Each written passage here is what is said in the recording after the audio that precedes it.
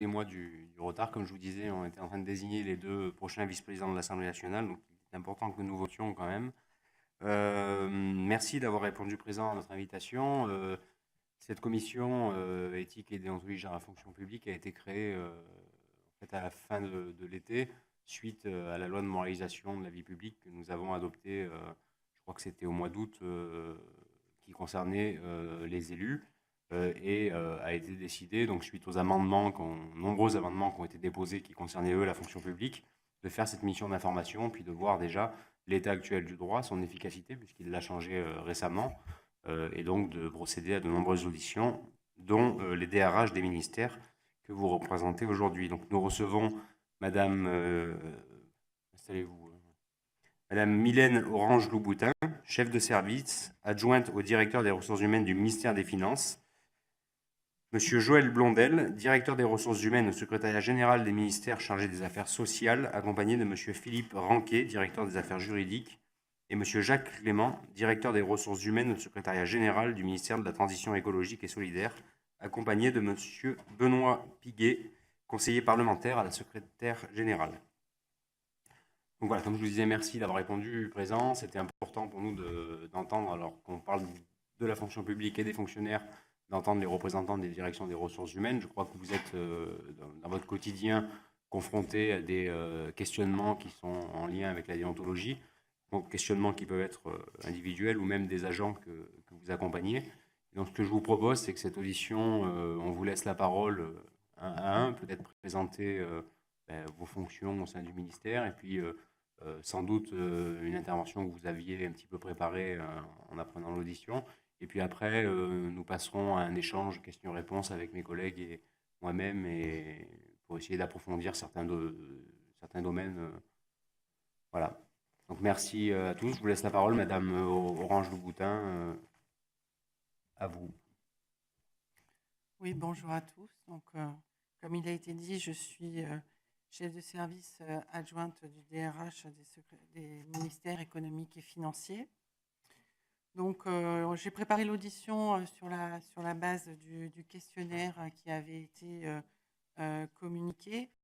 Peut-être quelques mots rapides concernant les ministères économiques et financiers. Donc, 142 000 agents, une organisation qui est largement conditionnée par l'existence de plusieurs directions générales, hein, direction générale des finances publiques, direction générale des douanes, direction de l'INSEE et d'autres, qui ont chacune une culture propre et sur certains éléments, une gestion RH aussi propre.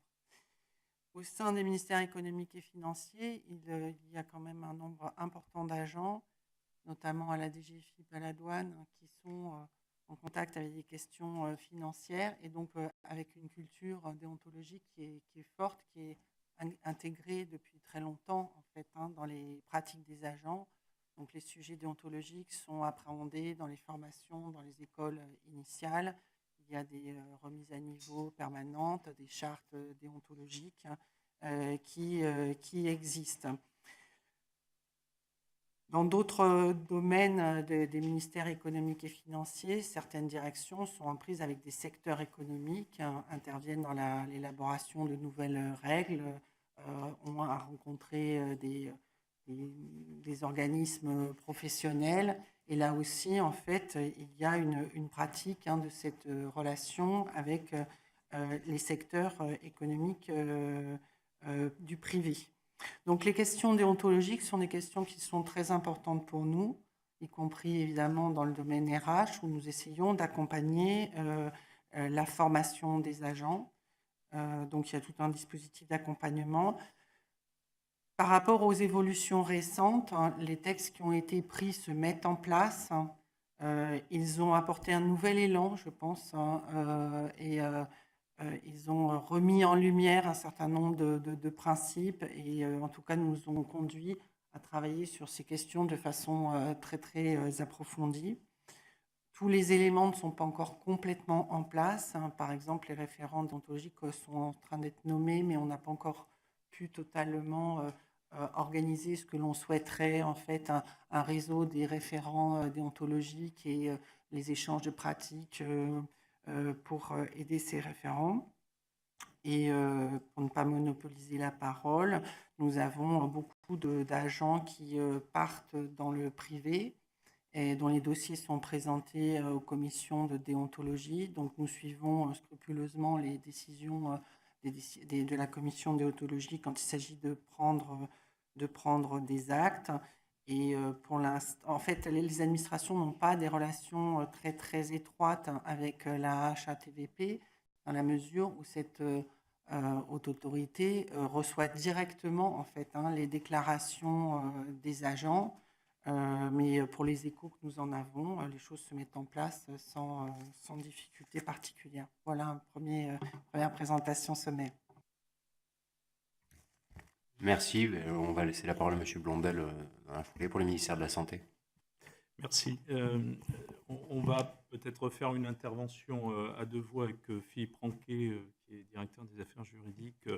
Et je le précise parce que les chevalets ne peuvent prêter à confusion. Nous appartenons à la même structure administrative, c'est-à-dire que nous sommes tous deux directeurs au secrétariat général des ministères chargés des affaires sociales. Alors un mot à ce propos, pour rappeler que les ministères chargés des affaires sociales, ou ministères sociaux également, sont le regroupement de plusieurs départements ministériels, le ministère des Solidarités et de la Santé, le ministère du Travail, le ministère des Sports, mais également une toute petite partie du ministère de l'Éducation nationale, puisque les compétences en matière de jeunesse sont exercées par le ministre de l'Éducation nationale, et que la gestion des personnels jeunesse, les conseillers d'éducation populaire et de jeunesse, pour partie de leurs activités, les inspecteurs de la jeunesse et des sports, sont gérés par les ministères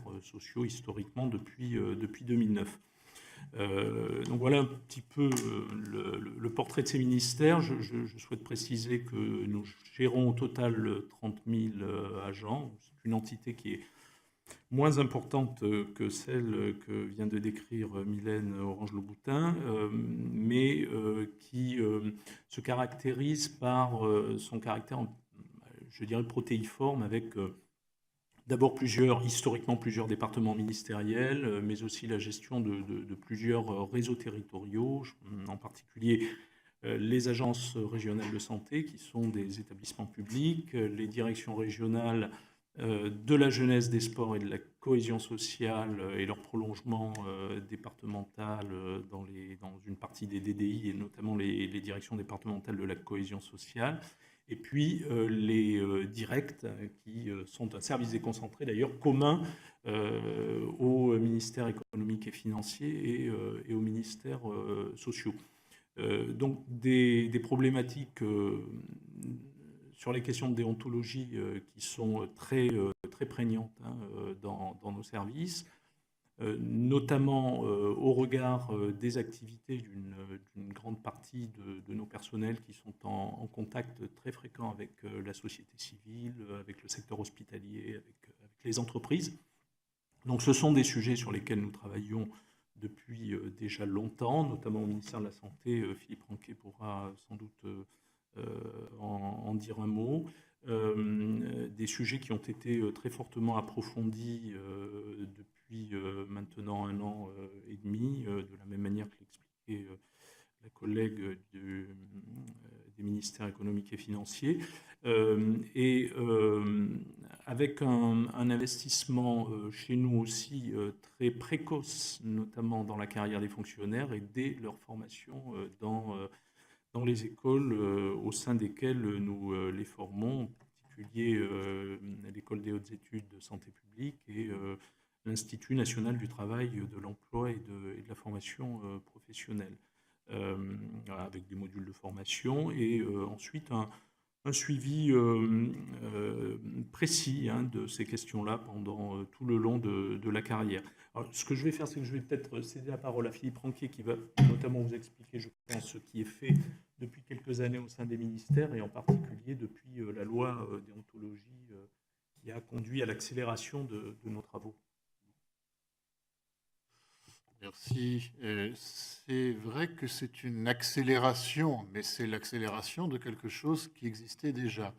Lorsque on regarde l'édifice législatif pour ce qui concerne les ministères sociaux tels que Joël Blondel vient de rappeler qu'ils sont constitués, on voit bien que la loi du 20 avril 2016 n'est pas la première pierre de l'édifice, ni même celle d'octobre 2013, puisque dans le secteur spécifiquement de la santé, existait depuis la loi du 29 décembre 2011 relative à la sécurité du médicament et des produits de santé, des obligations positives en matière de déontologie, en matière de transparence, en matière de prévention des conflits d'intérêts, qui créait déjà dans ce secteur-là une visibilité particulière de ces problématiques et qui répondait à une sensibilité particulière de ces problématiques dans le champ des politiques de santé. En réalité, depuis cette loi du 29 décembre 2011, ce sont 10 000 personnes qui sont astreintes dans ce champ et sur le fondement de cette loi à une obligation de déclaration publique d'intérêt. Parmi ces 10 000 personnes, il y en a qui ne sont pas agents publics, puisque le champ ciblé, ce sont d'abord les experts et les conseillers des décideurs en matière sanitaire. Mais tel que le champ des obligations a été défini par la loi, le champ de ces obligations inclut aussi de très nombreux agents publics qui, je dirais, c'est pratiquement la moitié des assujettis, qui donc dès cette époque-là sont entrés dans une démarche, celle de la déclaration de leurs intérêts, en outre une déclaration publique, qui est d'un certain point de vue préfiguratrice de ce qu'on connaît maintenant avec la loi du 20 avril 2016. Ça concerne de nombreux agents des agences régionales de santé, cités par Joël Blondel, des agents des agences sanitaires nationales du périmètre de nos ministères, et même des agents d'administration centrale, au titre de leur participation à des commissions ou à des conseils en matière de santé, comme les conseils d'administration des agences ou comme le comité économique des produits de santé. Donc, il y avait déjà, dès la mise en place de ces dispositions, une réflexion intensive et également une réflexion sur les outils qui étaient conduites à l'intérieur des ministères sociaux. C'est une réflexion qui a toujours deux volets. Un volet de gestion des obligations formelles, parce qu'à partir du moment où on crée des obligations déclaratives, il faut pouvoir gérer la mise en œuvre de ces obligations, s'assurer que c'est rempli, récolter la déclaration, la publier quand c'est une déclaration publique, et puis l'exploiter. Donc, les services concernés, notamment la Direction générale de la santé au départ, se sont organisés pour prendre en charge cette obligation. Et le second volet, c'est quelles conséquences en tirer de ces obligations en termes de comportement même des agents. C'est-à-dire qu'il ne suffit pas d'avoir des obligations formelles. Leur objectif, c'est de s'assurer qu'on diffuse à l'ensemble des agents des réflexes, des principes, une culture de la déontologie et de la prévention des conflits d'intérêts. Cette seconde dimension, j'y reviendrai peut-être, elle est toujours plus lente à mettre en œuvre parce que, évidemment, lorsqu'on a une obligation formelle comme l'obligation déclarative et l'obligation de publier, c'est d'abord vers celle-ci que les moyens et l'activité se concentrent. En tout cas, sur la période de 2011 à aujourd'hui, on peut noter plusieurs actions qui ont été menées par nos ministères pour la mise en œuvre des obligations qui découlaient déjà de la loi du 29 décembre 2011, par exemple l'ouverture récente d'un site unique de déclaration et de consultation des déclarations publiques d'intérêt. Partant de ce socle-là, et partant aussi du constat que dans les autres champs d'activité de nos ministères, Joël Blondel le disait, la préoccupation déontologique, la nécessité de veiller à éviter les conflits d'intérêts a été également perçue, ressentie. Je donnerai deux exemples. Avant même que le dispositif législatif du 20 avril 2016 soit mis en place dans le secteur du sport, sur la base d'une mission de l'Inspection générale de la jeunesse et des sports, a été décidée la mise en place par un arrêté ministériel à ce stade d'un code de déontologie des conseillers techniques sportifs. Les conseillers techniques sportifs sont des personnels au croisement de la fonction publique classique et des relations avec les acteurs du secteur, puisque ce sont des fonctionnaires que l'on place dans les fédérations sportives elles-mêmes pour leur apporter un appui. Et dans le même mouvement, à l'occasion de la loi dite El Khomri de 2016, a été posé comme principe que le corps de l'inspection du travail serait doté, lui aussi, par décret, cette fois-ci, d'un code de déontologie. Code de déontologie qui a été adopté par un décret de février 2017. Donc on voit que non seulement on a ce noyau des préoccupations santé, mais que sur l'ensemble des secteurs ministériels qui sont représentés ici, les préoccupations convergeaient. Cela s'est traduit par le fait, avant même l'adoption de la loi du 20 avril 2016, que nos ministères se sont dotés d'un plan d'action en réponse, là aussi, à un audit interne, un audit de l'inspection générale des affaires sociales, qui a conduit à la mise en place d'un certain nombre d'outils qui sont notamment un comité de déontologie. Alors ce comité de déontologie, nous l'avons créé dans les textes par un arrêté de mai 2017 et nous avons attendu pour le faire advenir que la loi du 20 avril 2016 soit adoptée parce que ce comité, ainsi que ces textes d'application, parce que ce comité va remplir le rôle du référent déontologue pour les ministères sociaux. Cela explique que la création ne soit intervenue qu'en mai 2017 et que sa composition soit donc maintenant en cours, puisque nous récoltons les profils de personnes qui vont pouvoir le constituer. Mais ça, c'est un des points de sortie de l'action qui a été menée. L'autre point de sortie, c'est de se doter d'un réseau de correspondants déontologues. Alors, ce n'est pas le référent déontologue au sens de la loi, ce sont plutôt des fonctionnaires à l'intérieur de chacune des administrations de nos ministères qui fonctionnent en réseau, qui sont des spécialistes de la déontologie à l'intérieur de leur propre administration, et réseau que nous utilisons pour préparer ce que pourrait être la charte de déontologie, ou en tout cas l'annexe de la charte de déontologie générale de la fonction publique pour les ministères sociaux. Ça prendra la forme, à tout le moins, d'un guide méthodologique de la déontologie. Donc voilà pour résumer les actions engagées, déjà en partant de lois ou d'obligations sectorielles, et compte tenu de la convergence de ces préoccupations, également en réponse à ce qui découle de la loi du 20 avril 2016. Merci, je vais laisser la parole à M. Clément. Merci, Monsieur le Président. Alors, donc nous représentons le secrétariat général des ministères de la transition écologique et solidaire, ainsi que celui de la cohésion des territoires. Donc, en fait, nous portons ces fonctions de secrétariat général sur ces deux ministères, avec un ensemble de missions particulièrement variées entre l'énergie, l'eau, la biodiversité, les transports, les risques industriels, les risques naturels, tout ce qui a trait au logement, à l'urbanisme et désormais l'économie sociale et solidaire. Donc un panel d'activités large sur ces deux ministères. Au total, nos ministères représentent 40 000 agents désormais. La question de la déontologie est également, comme pour les deux ministères qui se sont précédemment exprimés, une question importante et prise en compte depuis de nombreuses années au regard de deux enjeux importants qui le motivaient. D'une part, le poids des activités de contrôle qui sont exercées par un certain nombre des agents de nos ministères, alors notamment sur les risques industriels, sur les risques naturels, mais également le poids des activités économiques en intervention ou en achat public, notamment dans le secteur des transports, pour ne citer que celui-là. Et donc, sur ces questions-là, les enjeux en termes de déontologie sont apparus assez vite, tout à fait importants.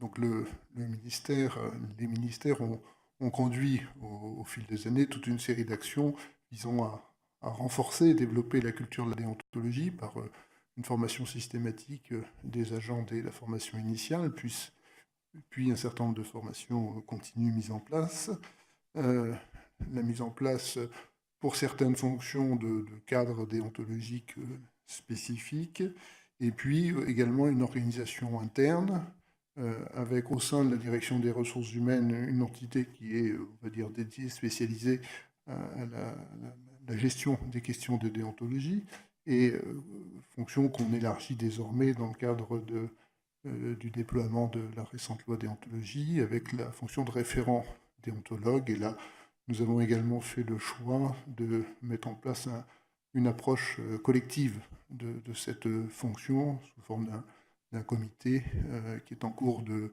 constitution et avec une ouverture que nous avons tenue à des personnalités extérieures pour pouvoir justement avoir ce regard externe sur les activités de ce comité. Voilà, donc rapidement présenté, et puis nous, on va dire le panorama de nos préoccupations en matière de déontologie, et ce, compte tenu aussi de l'importance que peut représenter les allers-retours entre le secteur public et le secteur privé sur certaines des missions de nos ministères. Ben, écoutez, votre dernière phrase amène ma première question. Dans vos différents ministères, si vous deviez estimer, c'est vraiment un volume important, les allers-retours public-privé, des agents que vous encadrez? C'est un cas qui est fréquent, enfin, c'est à quel rythme chaque année?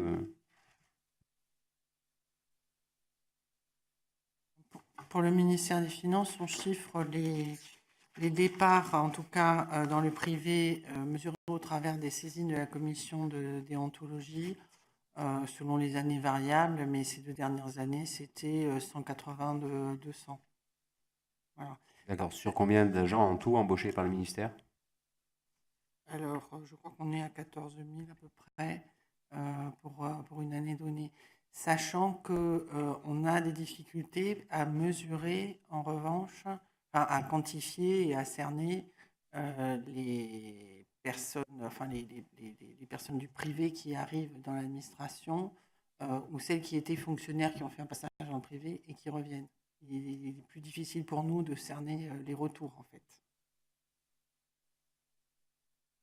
Pour ce qui nous concerne, les départs vers le privé sont de l'ordre en gros d'une 50aine par an.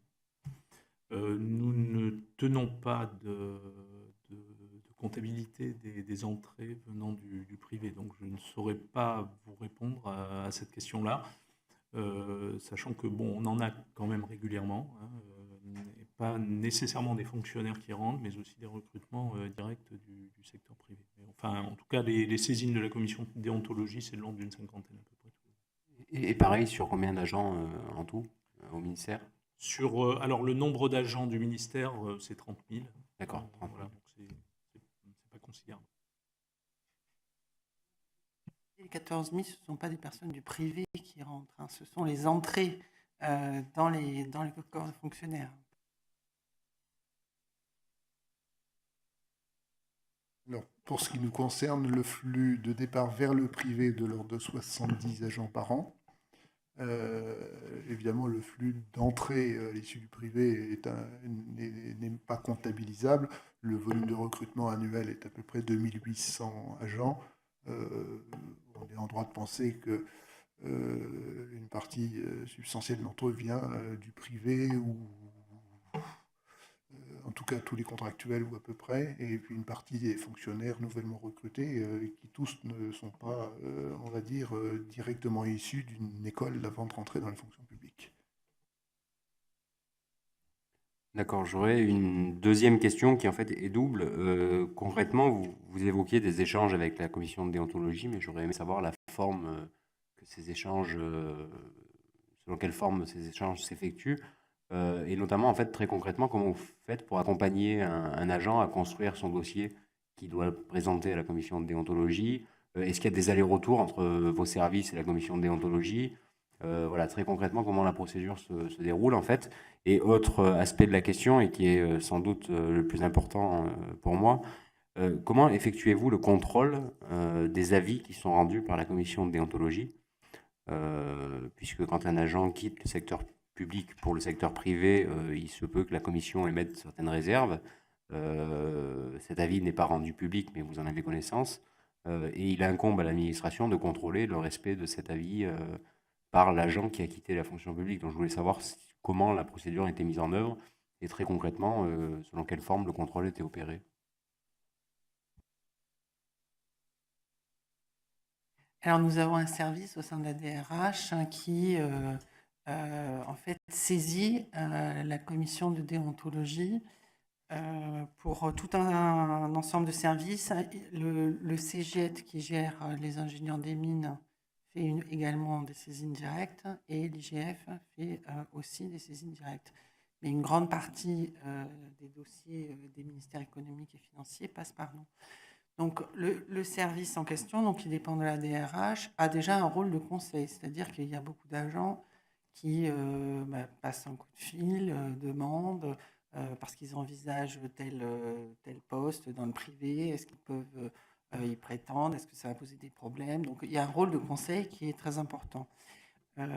Lorsque comment dire, la commission doit être saisie, l'agent est un peu guidé dans la préparation de son dossier et il est adressé par le service donc de la DRH à la commission de déontologie.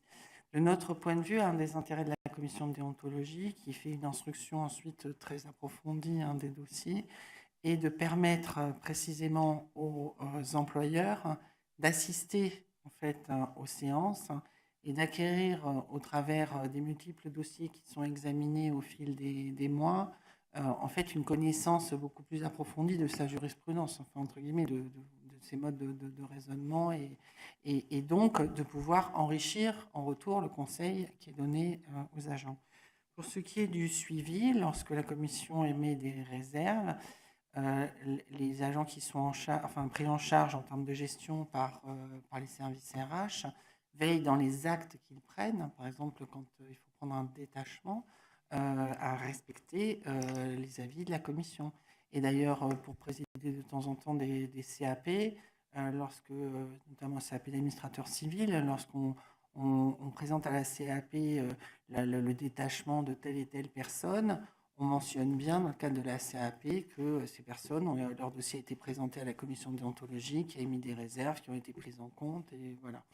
La difficulté... Vous décrivez les réserves en CAP ? Non, on ne les décrit pas dans le détail.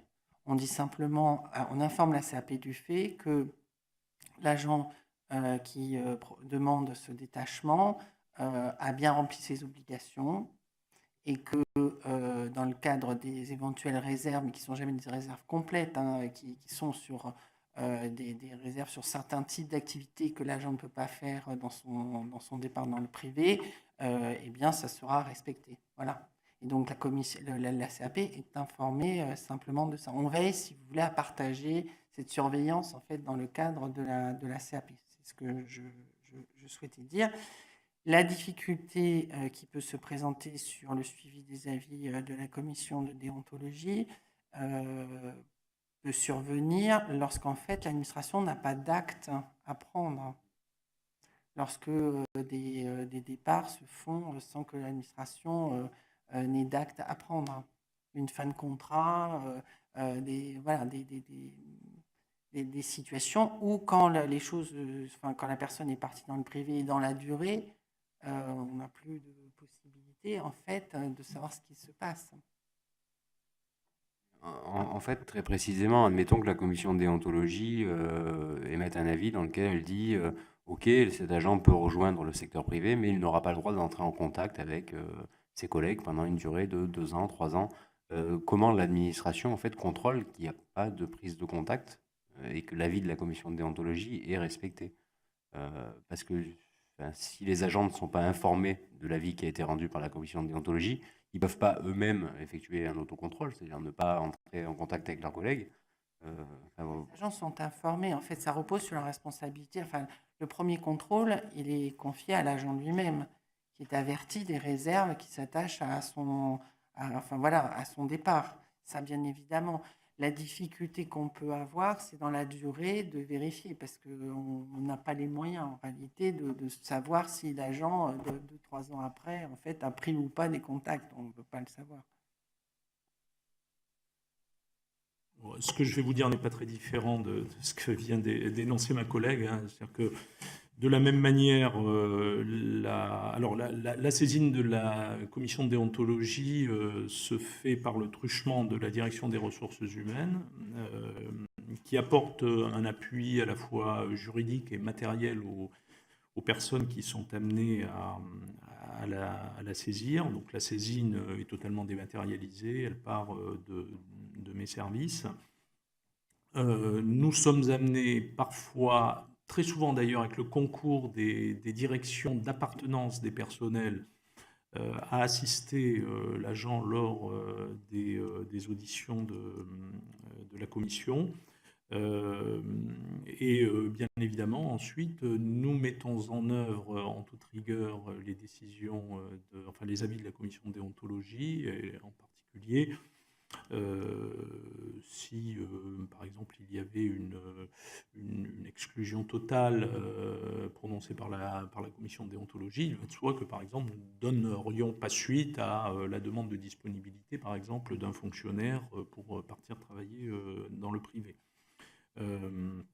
Les personnes concernées sont évidemment informées de l'avis de la commission, sont appelées à le respecter. Moi, il me semble que l'administration, au demeurant, a peu, voire pas de prérogatives lui permettant d'agir après coup dans l'hypothèse où un de ses agents ou une personne qui a travaillé en son sein ne respecterait pas l'avis de la commission au sein de l'entreprise dans laquelle il travaille. Aujourd'hui, on est un peu démunis. D'abord, on ne sait pas nécessairement ce qui se passe.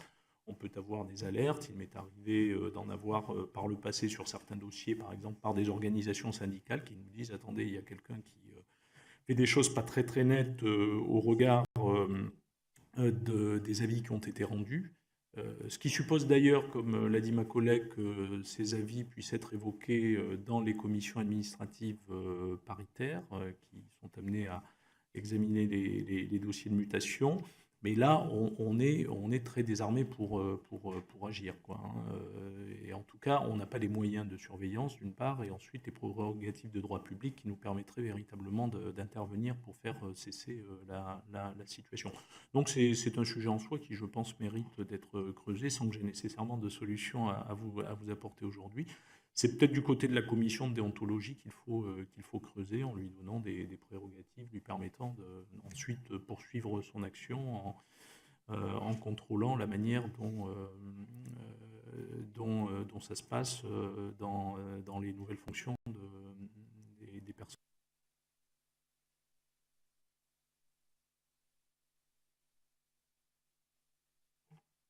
Alors, pour ce qui nous concerne, donc on a une fonction intégrée, hein, donc pour la relation avec la commission de déontologie, qui porte sur deux niveaux. Un premier niveau qui est vis-à-vis de nos agents qui sont susceptibles de partir dans le secteur privé, qui est de les rappeler à leurs obligations, de bien les informer et également finalement d'être un peu derrière eux pour qu'ils se conformes à leurs obligations en la matière. Donc c'est un premier niveau on va dire, de pédagogie, de temps en temps de pédagogie active, pour qu'il n'y ait pas de manquement en la matière.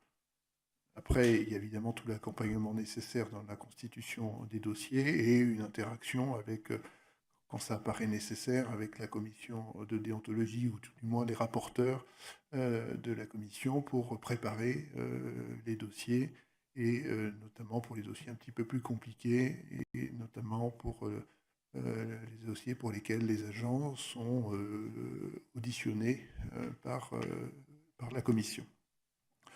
Nous, dans le cadre des auditions, nous participons évidemment systématiquement, comme le prévoient les modalités de travail de la commission, donc à la séquence de l'audition concernant les agents de nos ministères.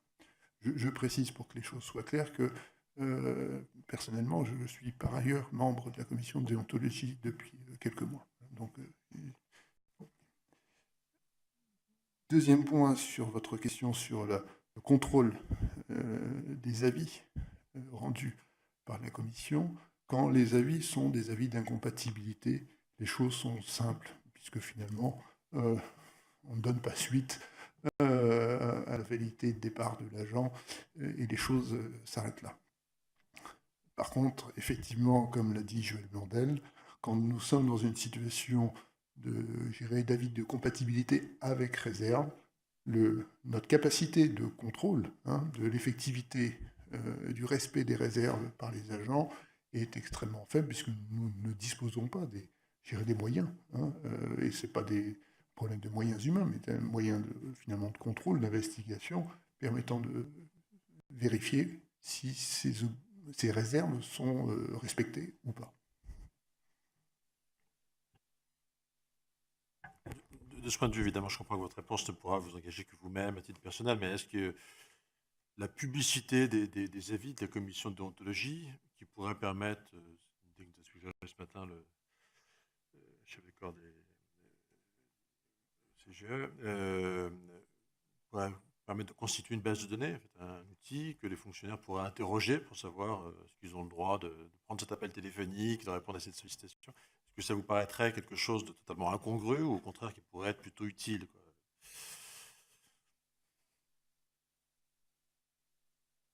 Je veux bien répondre. Moi, je suis assez convaincu que une publication anonymisée, mais une publication des avis de la commission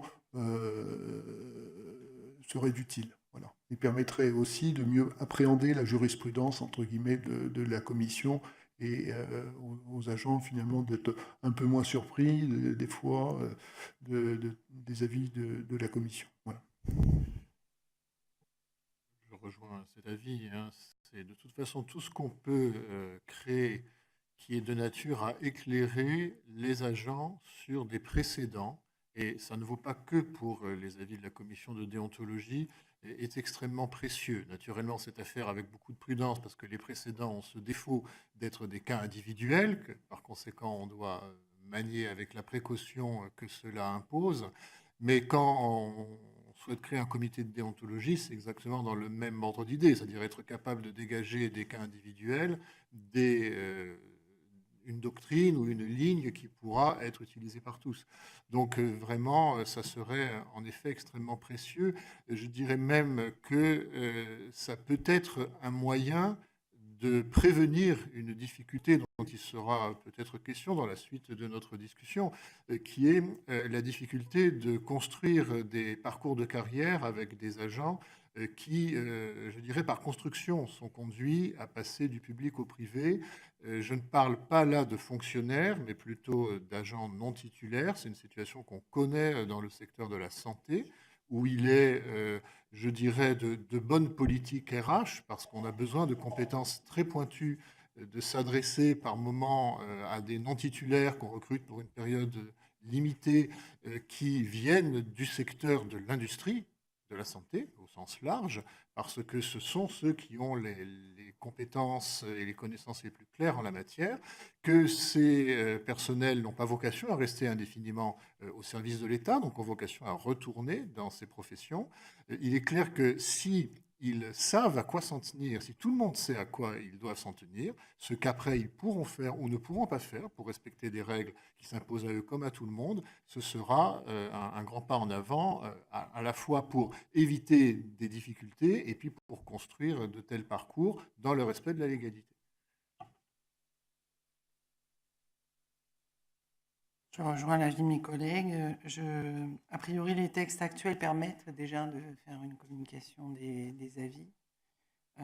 Et il y a le rapport annuel qui est utilisé dans les services, hein, qui est lu et analysé dans les services, mais c'est vrai qu'une communication encore plus approfondie ne peut qu'être utile, hein. Mais est-ce que vous trouvez, sincèrement, hein, on est entre nous, mais que le système aujourd'hui est efficace de la commission de déontologie, des avis qui sont rendus, est-ce que le respect de ces avis est réel? Moi, j'ai le sentiment que les personnes qui partent, les fonctionnaires qui partent dans le privé, enfin aux contractuels, hein, d'ailleurs, qui partent dans le privé, n'ont pas du tout envie de se mettre en défaut. Ils sont plutôt inquiets, en fait, hein, de répondre aux obligations. Donc, ils s'attachent à respecter, enfin, je veux dire, à préparer des dossiers correctement, à bien cerner, en fait, leurs obligations. Et donc, le souci de respecter ce cadre, il existe. Alors, il peut peut-être arriver de temps en temps que certaines personnes n'aient pas en tête exactement le cadre et aient besoin justement d'avoir un accompagnement pour bien cerner quelles sont les obligations. Ce qui est difficile à dire, c'est si cette préoccupation au moment du départ, en fait, elle demeure aussi présente dans la durée. Et on rejoint le point dont on a parlé précédemment. Sur la publicité des avis, donc je trouve grosso modo pas hostile, sous réserve que c'est une publicité anonymisée. Alors, c'est ce que fait le Conseil d'État, je crois pas. Bon, sincèrement, la question pour nous, c'est à la fois la portée quand même très concrète de cet avis, pour que l'avis soit en effet opérationnel. Il faut clairement qu'on sache que Monsieur X, qui est parti dans telle grande banque d'affaires, est prié de ne plus interférer avec ses collègues je ne sais quel service de Bercy. Donc on a besoin quand même de mettre un nom derrière. Et puis pour informer les fonctionnaires, attention, voilà, ne vous laissez pas trop solliciter par votre collègue. Il faut quand même qu'il y ait un nom. Alors on nous a dit, de reprise, parmi les personnes qui ont auditionné, oui, mais il ne faut pas qu'il y ait d'atteinte à la vie privée. Bon, très concrètement, parce que je n'ai pas lu d'avis de la commission de déontologie, je me souviens d'un ou deux qui ont été publiés dans la presse, mais je ne vois pas bien où est-ce qu'en réalité il y aura une atteinte à la vie privée. Et qu'est-ce qui, franchement, vous gêne dans le fait que cet avis ne soit pas anonyme et soit publié complètement? Qu'est-ce qu'il y a? Il n'y a pas de malice dans ma question. C'est vraiment en quoi c'est gênant que ce soit. Là, c'est le cadre exact de la loi aujourd'hui, hein, puisque l'avis peut être rendu, ainsi rendu public, ne contient aucune information de nature à porter atteinte à la vie privée, etc., au secret médical. Donc aujourd'hui, le cadre de la loi est qu'un avis public de la commission de déontologie doit respecter en fait tous ces critères. Elle sera interrogée, hein, mais Nous essayons de proposer une évolution éventuelle de la loi sur ce point. Donc, enfin, le président, on est plutôt intéressé. Enfin, il semble que la question de la publicité de l'avis est un élément important de transparence. Éventuellement, s'il devait y avoir des choses qui portaient atteinte, on pourrait imaginer que l'avis qui serait publié systématiquement, puisque c'est à ça qu'on réfléchit, pourrait gommer des éléments qui relèvent de la vie privée. Enfin, on n'a pas besoin de connaître le salaire des gens, on n'a pas besoin de... Bon. Mais je ne vois pas, au-delà de quelques réserves qu'il pourrait y avoir, rendu public, sauf quelques dispositions. Hein, on pourrait imaginer, d'ailleurs, c'est un peu comme les casiers judiciaires, qui ne sont pas intégralement communicables, etc. Sinon, dans son principe, pourquoi l'anonymisation? Pourquoi pas une publicité, y compris avec le nom de la personne? Je précise juste, je suis d'accord avec ce que dit M. Marlex, on parle bien de l'avis qui est rendu suite à un passage du public vers le privé, pas du tout d'une déclaration d'intérêt dans laquelle il y a le patrimoine. Ça, à la limite, c'est pas publié, il n'y a pas de souci. Effectivement, vous avez raison de le souligner, deux choses différentes. Et alors, je n'exclus pas, mais là je m'exprime vraiment à titre personnel, mais je crois que mon collègue directeur des ressources humaines est du même avis, que la prudence que l'on a comme ça spontanément à dire il ne vaudrait mieux pas trop changer les termes de la loi telle qu'elle est aujourd'hui, viennent en partie de ce que déteint sur notre réflexion la prudence dont on sait qu'elle a accompagné la conception des lois sur les déclarations. Parce que là, effectivement, dans les déclarations, on porte à la connaissance de celui qui la reçoit des éléments très personnels. Tandis que là, il s'agit, par définition, de l'activité professionnelle. Ça n'est pas quelque chose d'aussi personnel que ce qui concerne le conjoint, le montant de la rémunération ou des choses de ce genre. Après, il n'est pas impossible, c'est peut-être la limite, qu'on puisse dire que ce que fait exactement quelqu'un à l'intérieur d'une entreprise privée n'a pas à faire l'objet de la même publicité que ce que sont ses fonctions dans un organisme public où, a priori, ces fonctions sont de toute façon accessibles à tous par le biais de l'accès aux documents administratifs ou par des publications. Donc il y a peut-être une asymétrie qu'il faut arriver à respecter. Ce qui, en revanche, est sûr... Mais là, c'est une problématique un peu différente de celle de la publicité. C'est que pour l'effectivité même des avis, et vous l'avez pointé à juste titre, il manque peut-être quelque chose qui serait à moyen terme entre la publication anonymisée, qui est plutôt là pour faire de la doctrine et pour renseigner quelqu'un qui n'a aucun intérêt personnel à savoir qui est concerné, mais qui s'intéresse à la question, l'autre opposé qui serait la publicité pure et simple, qui n'est peut-être pas toujours praticable. Et il y a peut-être un moyen terme qui est de réinterroger qui est le destinataire légitime de l'avis intégral. Parce que, et là, ça n'est pas qu'une question d'ailleurs de loi, ça c'est une question de pratique et d'effectivité. Vous l'avez souligné, une fois qu'un avis a été rendu, il faut que des tiers, en réalité, en soient destinataires, des tiers qui en sont légitimement destinataires, pour qu'il soit effectif. C'est le futur employeur. Et puis si le fonctionnaire qui est passé dans le privé change d'employeur pendant la durée, ça doit être le suivant, par exemple. Enfin, là je ne sais pas s'il n'y a pas effectivement quelque chose qui pourrait faire l'objet d'une précision complémentaire.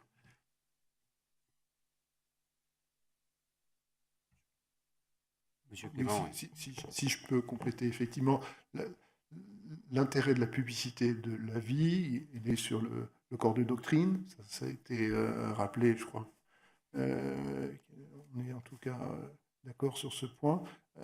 Après, une publicité non anonymisée viserait à faire en sorte que les réserves qui ont été ou qui auraient été émises soient portées à connaissance, comme M. Ranguet vient de le dire, des personnes ayant à en connaître parce qu'en mesure de veiller à leur application, à leur strict respect ou pas. Donc ça peut être soit le nouvel employeur dans le privé, soit finalement les anciens collègues dans le secteur public, mais ce n'est pas forcément une publicité extrêmement large, ça peut être une publicité ciblée pour des acteurs ayant à en connaître au regard de la nature de la réserve qui a été portée par la commission.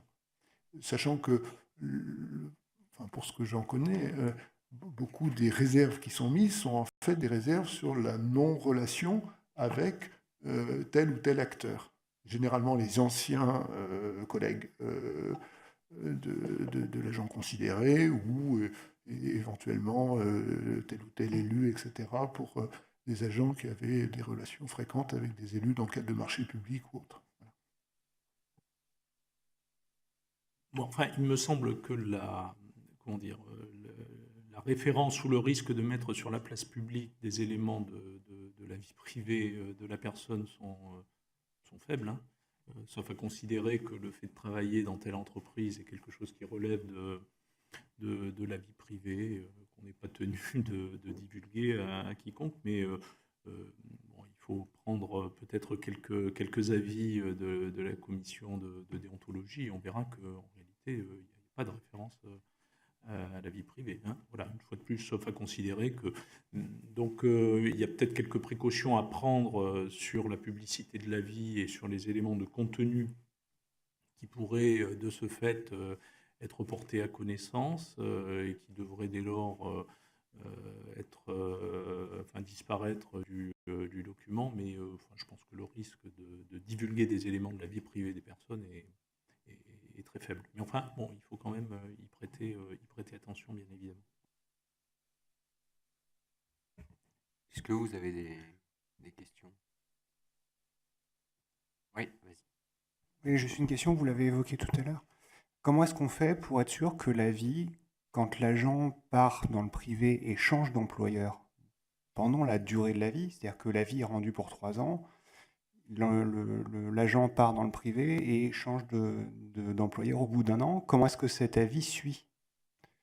Parce qu'on va avoir la problématique de la transmission de l'avis pour pouvoir le suivre dans le temps ensuite.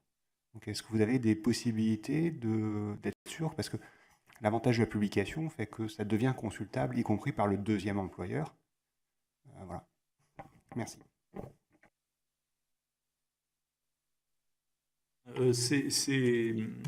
C'est à la personne elle-même de respecter la réserve, hein, qui a été émise par la commission de déontologie. En tout cas, il n'y a pas de dispositif de suivi aujourd'hui de l'avis qui a été rendu. Donc c'est de la responsabilité de celui qui, dans son parcours professionnel, va changer 1 fois, 2 fois d'employeur. de respecter cet avis. Alors ça peut, le cas échéant, poser la question des capacités d'investigation de l'administration, de la commission de déontologie, pour effectuer des contrôles et suivre des personnes qui ont été amenées à quitter l'administration pour le secteur privé, quoi. Mais voilà. Sinon, la responsabilité, enfin, me semble-t-il, repose essentiellement sur la personne elle-même. Alors, en tout cas, l'administration ne sait pas faire. Hein. Sous la réserve que, naturellement, nous parlons ici des départs définitifs. Ce sont ceux-là qui posent ces problèmes. Nous retrouvons pour les départs sous couvert de mise à disposition la possibilité à chaque fois de réintervenir, puisque là, nous sommes informés. Mais dès qu'il n'y a pas d'obligation d'informer l'administration du changement d'employeur, on tombe dans la situation qui vient d'être décrite. Certains statuts tout à fait particuliers, je pense à l'inspecteur général des finances, par exemple, qui prévoit qu'on doit l'inspecteur des finances doit réinformer l'administration à chaque fois qu'il change dans le cadre de sa disponibilité, qu'il change d'employeur, que les conditions changent. Pour faire cette police, entre guillemets, des avis de la commission de déontologie, pour vous, alors, M. Clément, qui siège dans les deux, peut nous répondre. Est-ce que c'est plutôt à l'administration, à chaque administration employeur de le faire, ou est-ce que ça doit être plutôt le travail de la commission de déontologie, enfin, avec des moyens qu'elle n'a pas aujourd'hui, hein, évidemment, mais...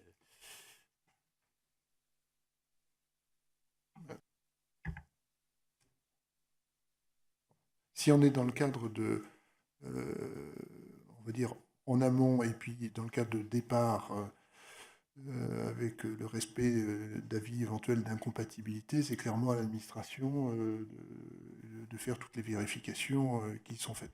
La question, la difficulté, comme on l'a dit, c'est les avis avec réserve.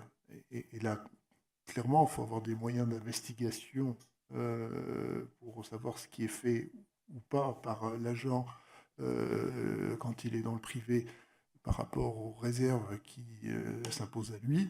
Et là, on n'a pas les moyens pour faire cette vérification. C'est incontestable. Voilà. Parce qu'on n'a pas de pouvoir d'investigation, de vérification, de quoi que ce soit.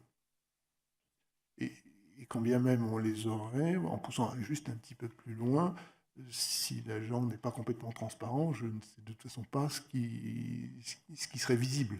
Voilà, parce que,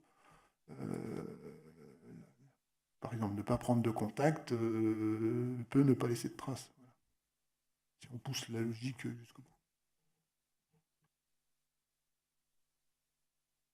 bout. Dans le cadre de la loi moralisation qui a été adoptée par le Parlement cet été, il y avait la commission des lois du Sénat avait introduit un dispositif assez radical de délai de latence, qu'il y ait des délais de latence pour un fonctionnaire avant de pantoufler dans certains secteurs.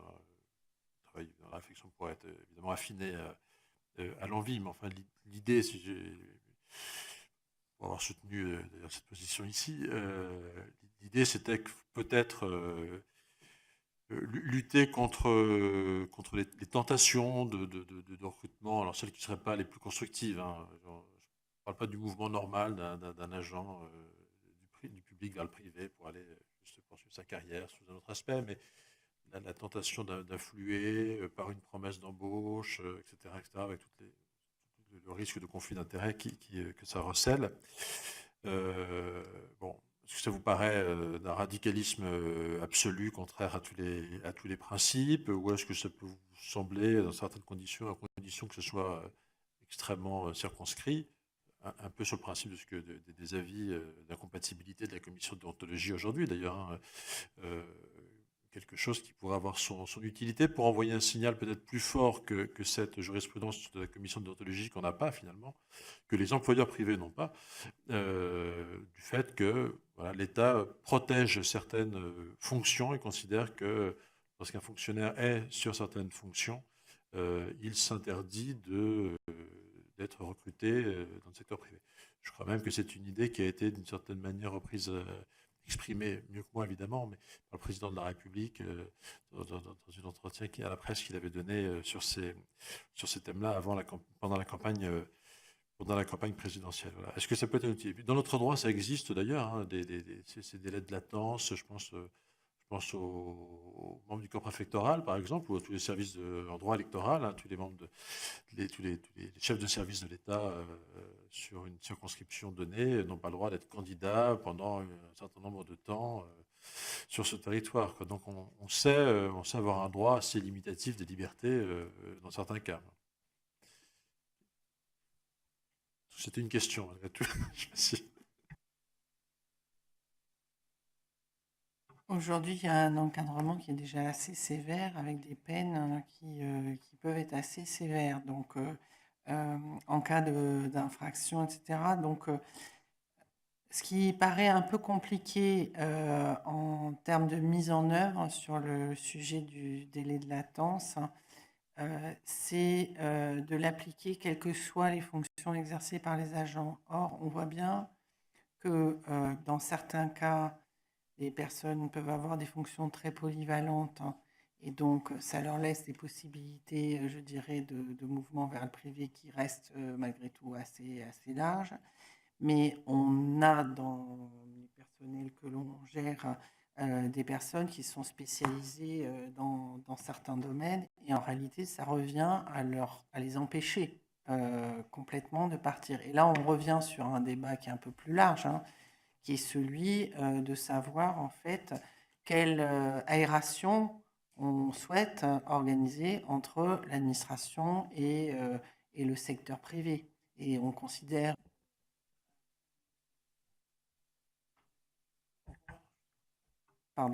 sont une richesse, hein, voilà, pour mieux comprendre les politiques publiques, il y a un intérêt à avoir des agents qui connaissent aussi les secteurs du privé. Donc voilà. L'idée qu'avait exprimée le candidat Macron à l'époque, c'était, il évoquait certaines fonctions, effectivement, qui avaient trait à la souveraineté économique, financière, des fonctions particulièrement stratégiques voilà, qu'on sacralisait, pour lesquelles on édictait des règles spécifiques. Évidemment, ce n'est pas une règle générale comme celle que le Sénat avait imaginée. Enfin, peut-être ça peut effectivement se regarder au coup par coup. On regarde certaines fonctions exercées, de fonctions à caractère particulièrement stratégique, ou par exemple, comme vous l'avez cité, pour la préfectorale, en fonction de prérogatives territoriales. Après, au-delà, je pense qu'effectivement, ça risque d'être un sacré frein à la mobilité entre l'administration et l'entreprise, quoi. Parce qu'on voit bien que, par définition presque, les agents de la fonction publique, hein, qu'ils soient d'ailleurs fonctionnaires ou contractuels, font leur mobilité dans le secteur qui est leur domaine naturel d'exercice professionnel déjà au sein de l'administration. Et c'est là qu'ils sont recherchés par les entreprises. Et c'est là aussi que l'administration aime bien les retrouver lorsqu'ils rentrent d'une expérience dans le secteur privé. Donc effectivement, ça peut être un sacré frein à la mobilité. Donc il faut faire attention. Mais le faire ponctuellement pour certaines fonctions qu'on considère comme particulièrement exposées ou très sensibles, ça peut se regarder, bien évidemment. Oui, je crois, parce qu'on peut quand même avoir du mal à imaginer, par exemple, le directeur des marchés publics du ministère de la Défense qui passe chez Dassault. Enfin, c'est quand même compliqué, quoi. Il y a certaines fonctions qui, je pense, devraient en tout cas faire l'objet d'interdiction absolue. Oui. Je suis d'accord avec le président de la République. Moi aussi. Il faut expertiser dans quelle mesure, vous le rappeliez tout à l'heure, madame, les règles actuelles ne permettraient pas déjà d'éviter de telles aberrations, puisque il ne faut pas oublier que les avis d'incompatibilité découlent d'incompatibilités prévues par la loi. Et lorsque on a contrôlé une entreprise, lorsque on a contracté avec une entreprise, vous parliez du responsable des marchés publics du ministère de la Défense, effectivement, il me semble qu'il ne pourrait pas aller chez Dassault, même aujourd'hui. Voilà, mais c'est juste c'est une des problématiques. Si je dis ça, c'est pas à titre de boutade, c'est parce que j'entends bien que la solution pourrait être de définir de manière assez limitative les fonctions publiques sur lesquelles pèserait cette interdiction. Je crois que ce serait d'ailleurs trouver un juste milieu entre la préoccupation et celle qui vient d'être exprimée que des fonctionnaires puissent construire une carrière avec des mobilités, parce que les mobilités, c'est plus, je dirais, une préoccupation de début ou de milieu de carrière. Là, on parlerait de fonctionnaires vraiment d'autorité. On est dans des fonctions de directeur de cabinet, et en effet, ça peut s'entendre. Après, juste quand même un point d'attention que je rappelle, ça fait 1 an que nous appliquons la loi du 20 avril 2016 avec l'adoption de décrets d'application, puis d'arrêtés listes d'application pour transformer le principe en quelque chose de concret et d'effectif. Et là, on voit toute la difficulté ensuite qu'il y a à dire telle fonction est dedans, telle fonction n'est pas dedans. Telle fonction, ça sera dedans pour tel secteur, mais pas pour tel autre. Voilà, je ne dis pas qu'il ne faut pas le faire. J'attire l'attention sur le risque de difficulté de mise en œuvre que cela comporte, comparé à l'application de règles très générales comme celles qui existent déjà, pourvu qu'elles soient correctement appliquées.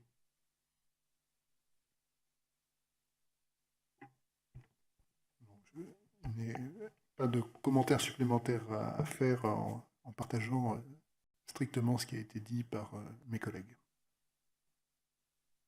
Moi, j'ai une dernière question, mais qui est très générale. Vous qui recevez donc les agents dans vos bureaux ou dans les bureaux de vos services, qu'est-ce qui y revient principalement dans la motivation de l'agent de passer du secteur public au secteur privé? Parce qu'on a toujours tendance à penser que c'est la rémunération, sans doute que ça joue. Mais est-ce que c'est le facteur premier? Qu'est-ce que vous en tirez comme conclusion en tant que DRH?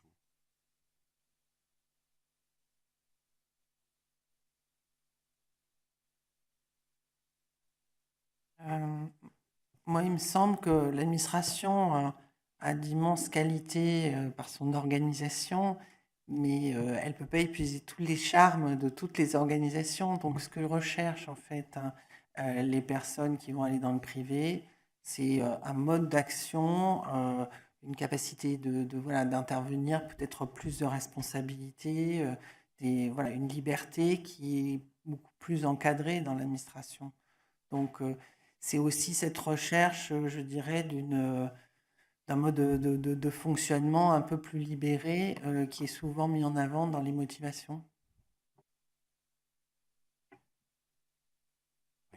Moi j'aurais une petite dernière question, s'il vous plaît. On entend à mots clairement édité qu'en réalité, vous souhaitez peut-être dans un premier temps voir laisser vivre cette loi du 20 avril 2016 avant de pouvoir peut-être que celle-ci soit modifiée, ce qui va dans le sens, en réalité, peut-être de ce que le président de la République aussi nous a demandé aussi, d'avoir de faire peut-être l'inventaire et l'efficacité d'une loi avant peut-être de la modifier, l'ajouter, juste pour qu'on puisse avoir des éléments de correspondance. Quand vous émettez un avis d'incompatibilité ou un avis de compatibilité avec réserve, est-ce que vous avez pour chacun de vos ministères un peu des chiffres pour nous dire combien sur l'ensemble des avis que vous avez prononcés, combien constituent les avis d'incompatibilité, combien à quoi correspondent ces avis de compatibilité avec réserve? Est-ce qu'on peut avoir des chiffres là-dessus? Pour ce qui nous concerne, oui. D'ailleurs, nous vous les communiquerons dans la réponse écrite au questionnaire que vous nous avez adressé. Je voudrais compléter la réponse de Monsieur le Président sur les motivations des agents. Il y a clairement aussi une aspiration à une diversification des parcours professionnels, à la prise de responsabilité opérationnelle dans le secteur privé. Voilà, il y a une aspiration à la diversité qui est finalement tout à fait entendable. Et donc, c'est pour ça que cette capacité à aller dans le privé, et dès lors qu'il y a un retour, nous paraît tout à fait utile. Je veux dire qu'on a besoin de ces allers-retours, on a besoin d'agents qui finalement aient eu un parcours dans le secteur privé. Et comme ce n'est pas forcément au début de carrière qu'ils l'ont fait, s'ils l'ont fait après 5 ou 10 ans de carrière, et qu'au bout de 4-5 ans, ils reviennent, c'est pour l'État une grosse valeur ajoutée. Pour répondre à la question de Monsieur le député, en fait, nous, sur les 40 derniers avis rendus depuis le début de l'année 2017, 17% d'entre eux ont été rendus avec réserve, donc avis de compatibilité avec réserve, et aucun avis d'incompatibilité. Et c'est plutôt la règle générale. C'est-à-dire on a moins d'un quart d'avis avec réserve, et les avis d'incompatibilité sont assez rares. Ce qui laisserait penser qu'il y a une forme d'autosanction de ceux qui sont susceptibles de se voir opposer une décision négative. Clairement, les agents qui demandent un conseil et qui voudraient présenter un dossier dont on sait qu'il va se traduire par une incompatibilité, on leur explique, on essaie de les dissuader. Certains, s'ils le souhaitent absolument, déposent leur dossier, mais la plupart du temps, ils comprennent que ce n'est pas leur intérêt. Et sur les retours, par contre, du privé vers le public, il n'y a plus d'avis de la commission de déontologie. C'est pour avoir confirmation.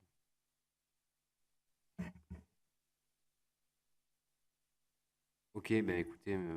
Le cas, pardon, où les personnes reviennent sur des postes qui sont soumis aux obligations surveillées par la HCTVP, où là, pour le coup, évidemment, ces personnes rentrent en fait dans cette vérification.